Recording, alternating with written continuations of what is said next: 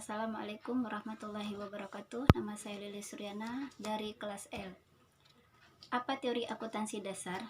Akuntansi adalah aspek penting dari bisnis pencatatan yang cermat, memungkinkan bisnis untuk memberikan laporan keuangan yang akurat pada pemegang saham, pemberi pinjaman, dan layanan pendapatan internal.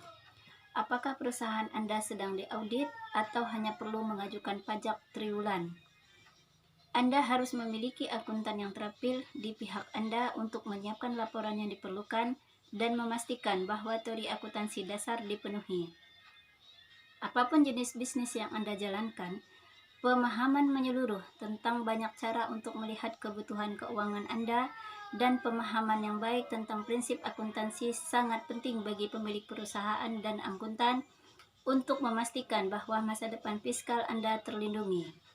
Apa itu teori akuntansi? Sangat penting bagi akuntan dan pemilik bisnis untuk memahami konsep akuntansi dasar. Prinsip-prinsip di balik teori-teori ini telah memunculkan praktek-praktek aktual yang dilakukan oleh akuntan untuk memastikan keuangan dikelola dan dilacak dengan benar. Ada beberapa prinsip yang dianggap bagian dari teori akuntansi dasar, termasuk prinsip biaya, prinsip pencocokan, materialitas, konservatisme, dan asumsi unit moneter. Prinsip biaya. Prinsip ini membutuhkan pencatatan aset segera setelah diperoleh. Ini dapat berkisar dari hal-hal yang sederhana seperti perlengkapan kantor dan peralatan pabrik hingga waralaba baru. Bergantung pada jenis aset yang Anda rekan, Anda memungkinkan bahwa mereka akan mengalami depresiasi seiring waktu, namun mereka harus tetap didokumentasikan saat Anda mendapatkannya. Prinsip pencocokan. Prinsip ini mengharuskan semua transaksi yang terkait dengan jenis pendapatan tertentu disimpan bersama dan dilaporkan sebagai satu unit. Menurut teori prinsip pencocokan, pengeluaran selalu dilaporkan dalam periode yang sama, seperti sebulan, kuartal, atau tahun, dan pendapatan terkait dicatat.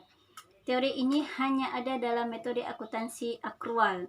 Misalnya, jika perusahaan Anda memiliki tenaga penjual yang menghasilkan komisi 2.000 US untuk pekerjaan yang dilakukan pada bulan Januari, biaya untuk ini harus dicatat pada bulan Januari. Bahkan, jika Anda tidak membayar karyawan hingga bulan berikutnya, prinsip ini mengharuskan akuntan untuk berhati-hati dan selalu konsisten dalam dokumentasi mereka. Materialitas. Gagasan materialitas menyatakan bahwa standar akuntansi dapat diabaikan selama hasil bersih dari melakukannya akan memiliki dampak yang cukup kecil pada buku-buku yang tidak ada orang yang mengulasnya akan disesatkan. Pertimbangan yang cermat harus dilakukan ketika menentukan apakah suatu transaksi tertentu cukup penting karena materialitas tidak menguraikan secara spesifik transaksi mana yang dianggap paling berdampak. Misalnya, jika Anda memiliki pengeluaran kecil yang akan tersebar selama periode 1 tahun, seperti biaya internet nirkabel Anda, mungkin tidak masalah apakah 240 US itu dipertanggungjawabkan saat Anda pertama kali menandatangani kontrak versus dipecah menjadi kenaikan 20 US lebih dari 12 bulan itu akan berdampak. Perubahan materialitas tergantung pada ukuran perusahaan yang bersangkutan, juga karena anggaran yang lebih kecil mengharuskan lebih banyak perhatian diberikan pada setiap jumlah yang dihabiskan. Karena itu, mewakili bagian yang lebih besar dari keseluruhan, Komisi Sekuritas dan Bursa menyarankan bahwa item baris yang mewakili kurang dari 5% dari anggaran tidak perlu dipertanggungjawabkan, tetapi apapun yang melebihi jumlah itu seharusnya.